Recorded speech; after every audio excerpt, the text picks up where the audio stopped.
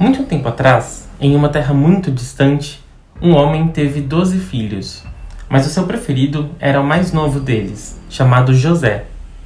José tinha nascido quando seu pai já era bem idoso, e por isso o pai decidiu presentear o filho mais novo com uma belíssima túnica colorida. O tempo foi passando, e quando José se tornou um belo jovem, certo dia ele teve um sonho.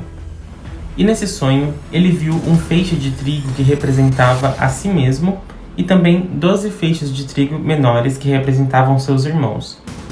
E os feixes de seus irmãos estavam se curvando para adorar José. Em uma outra noite, então, José sonhou que ele era o sol e que a terra, a lua e 11 estrelas se curvavam ao redor dele para adorá-lo. Quando acordou e contou isso aos seus irmãos, eles pensaram: será que esse menino está querendo ser mais importante do que nós? Assim, movidos pela inveja e pela ira, os irmãos de José quiseram matá-lo, e por isso o levaram para o meio do deserto. Mas um de seus irmãos teve a ideia de tirar a túnica colorida de José, manchá-la com o sangue de um animal e jogar José num enorme buraco no chão. Assim, os irmãos levaram para seu pai a túnica de José manchada de sangue. E o velho pai pensou que seu filho querido tivesse morrido tragicamente.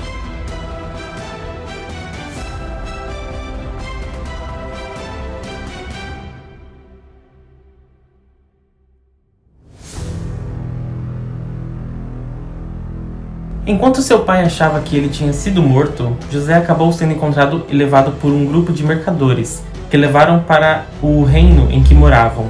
Chegando lá, José foi forçado a trabalhar como uma espécie de mordomo na casa de um homem muito importante do governo. Mas a mulher desse homem tentou seduzir José várias vezes, e isso o deixava muito incomodado, e todas as vezes ele a recusava. Mas o homem da casa percebeu isso, e a mulher dele obviamente mentiu sobre José, e o fez ser lançado na prisão junto com mais outros 2 prisioneiros. Mas José era uma pessoa bastante inteligente e sensível. Quando estava na prisão, os 2 prisioneiros tiveram sonhos muito específicos, e José foi capaz de interpretar esses sonhos para eles. E pouco tempo depois, o próprio rei também teve um sonho muito inquietante, mas não sabia o que queria dizer. Então, ele soube que o prisioneiro José conseguia interpretar sonhos e por isso o chamou à sua presença. José disse que o sonho do rei significava que o reino teria um momento de muita fartura e comida de sobra, mas que, em seguida, o reino sofreria com a falta de comida, e por isso José sugeriu ao rei que economizasse comida enquanto durassem os anos de fartura. O rei achou o conselho do jovem bastante esperto, e por isso ele tornou José o governador do Egito. Se você assistiu o primeiro vídeo do canal sobre a epopeia de Gilgamesh, você deve se lembrar que eu mencionei algumas coisas sobre o Egito. O Egito é o país do vídeo de hoje, e o ano em que estamos é algo por volta de 1600 antes da Era Comum. No primeiro vídeo, eu mencionei que os egípcios foram um dos primeiros povos a surgir com um tipo de escrita, chamada de hieróglifos, que eram imagens que representavam ideias. Certo tempo depois, os mesmos egípcios criaram um tipo de papel que permitia que eles fizessem seus registros de forma mais fácil. Mas voltando à história do José do Egito, essa terra, o Egito, era apenas um lugar temporário para José e a família dele. E eu já vou explicar o motivo de essa terra ser um lugar temporário. Quando José era governador do Egito, chegaram os anos da fome. Mas o reino estava preparado para isso. E assim, depois de ter economizado a comida, passou a distribuí-la para o povo de forma igualitária. Assim, os irmãos de José vieram de muito longe para buscar comida, porque eles já não tinham o que comer na sua terra. José logo os reconheceu, mas eles não faziam ideia de quem era o governador do Egito. Por isso, José pregou uma peça neles e lançou todos eles da prisão. Mais tarde, José revelou quem ele realmente era: o filho mais novo de seu pai e irmão deles. Assim, os irmãos também trouxeram o pai de José para morar com eles no Egito. E enquanto eles viveram, eles foram felizes para sempre. Não sei se você reparou, mas eu não mencionei o nome do pai de José ainda. E isso é porque a história que eu estou contando tem a ver com o que eu disse sobre o Egito ser um lugar temporário para José e a família dele. José vem de uma longa linha de homens importantes, que são chamados de patriarcas, ou pais de uma enorme família. O primeiro deles foi chamado de Abraão, e esse nome significa pai de multidões. Dele veio seu filho Isaac, depois de Isaac, cuja história também é muito interessante, veio seu filho Jacó. Jacó foi quem lutou contra um anjo e teve seu nome trocado por outro nome, Israel. Israel teve 12 filhos, e as famílias desses filhos se tornaram as 12 tribos de Israel. O tempo foi passando e o povo de Israel estava vivendo no Egito. E naquela época, José e seus irmãos já tinham falecido. Os israelitas estavam se multiplicando rapidamente no Egito. Por isso, o governante da terra do Egito, naquela época, passou a escravizar os israelitas e eles passaram a sofrer várias penas e injustiças, apenas por serem um povo diferente dos egípcios. Naquele tempo, para evitar que um israelita se tornasse mais forte que os homens egípcios, estabeleceu-se uma lei que dizia que todos os meninos recém-nascidos deveriam ser mortos. Foi nesse momento conturbado da história do Egito que nasceu um bebezinho chamado Moisés. Sempre que um homem do governo vinha procurar os bebês, a mãe de Moisés o escondia. Mas chegou uma hora que já estava ficando insuportável essa situação e ela colocou o bebê dentro de um berço, dentro do rio, e ela colocou ele no meio do rio para que fosse levado pelas águas. Então, passando por rochas pontiagudas e animais perigosos, o berço alcançou uma bela moça que estava tomando banho. Ela se assustou ao ver aquele berço e quando ela abriu, ficou admirada de ver um lindo bebê. Essa mulher levou o bebê em seus braços e o criou como se fosse seu. Mas essa mulher era filha do faraó. Moisés cresceu com acesso à melhor educação, com grande senso de justiça. Quando Moisés já era um homem, ele estava andando pelos domínios do Egito quando viu um egípcio maltratando um homem israelita. Assim, irado com o que viu, Moisés acabou matando o homem egípcio. Mas ele sabia que quando alguém descobrisse isso, ele seria morto, e por isso decidiu fugir para o deserto. Moisés já era casado e vivia sua vida cuidando de ovelhas no deserto quando viu algo em que ele não conseguia acreditar. Um arbusto estava em chamas, mas não estava sendo consumido pelo fogo. Nessa hora ele percebeu que se tratava de um sinal dos céus. E um anjo apareceu a ele e disse que Moisés deveria liberar o povo israelita do poder tirano dos egípcios.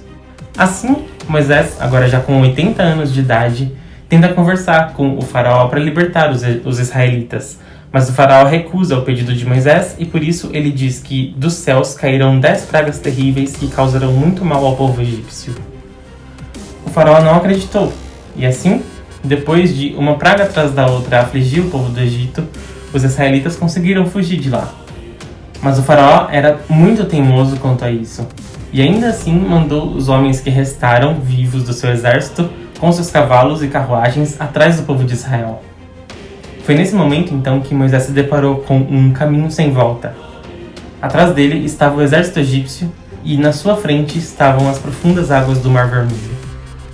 Ele analisou suas opções, viu o povo de Israel ao seu lado com muito medo de morrer nas mãos dos egípcios e olhou para o alto sem saber o que fazer.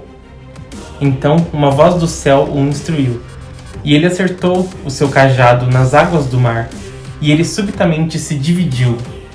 Assim, o povo de Israel passou correndo por entre as paredes de água do Mar Vermelho, antes que o exército pudesse alcançá-lo. Os homens egípcios decidiram seguir em frente por entre o mar aberto, mas quando a última pessoa israelita chegou do outro lado do mar, instantaneamente as águas voltaram para o seu lugar, afogando todos os egípcios. Sei que é uma história bastante tensa, tanto para o lado dos egípcios, que morreram afogados, quanto para os israelitas que foram escravizados por séculos e tiveram de fugir do Egito. Mas a história de José e a história de Moisés, que eu acabei de contar, resumem uma parte da primeira parte do livro sagrado do povo de Israel. A história deles pode ser lida nos 5 primeiros livros da Tanakh.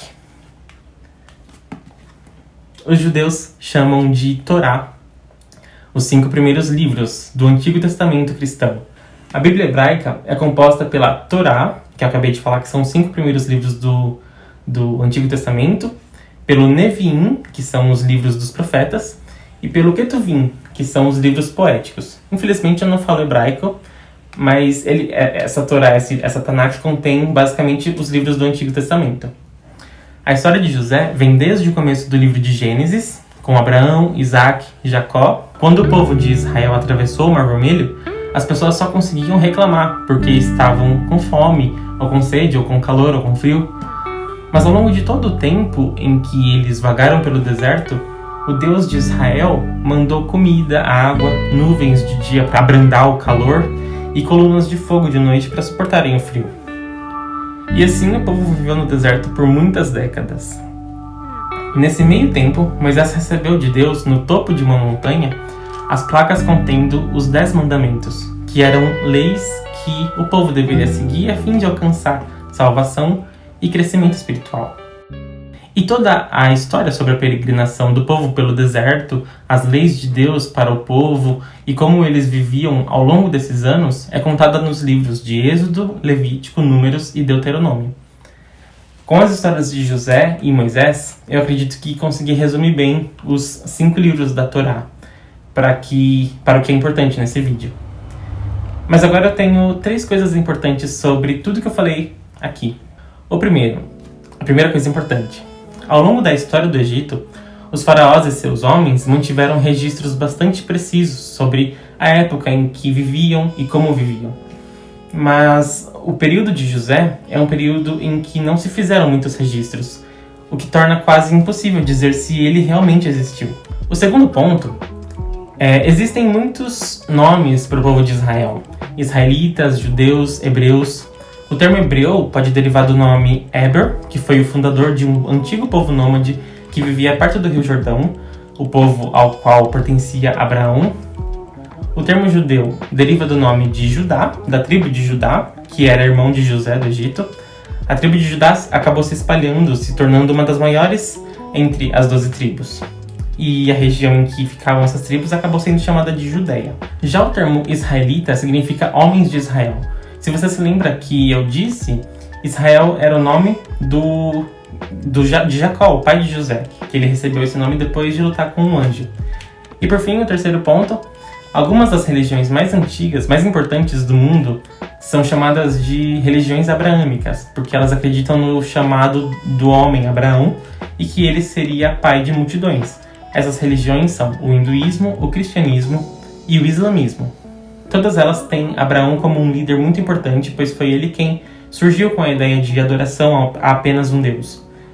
Se você se lembra dos vídeos anteriores, eu mencionei que os povos da Mesopotâmia acreditavam em muitos deuses, um para cada fenômeno da natureza ou para cada sentimento, e foi com Abraão que o conceito de monoteísmo surgiu.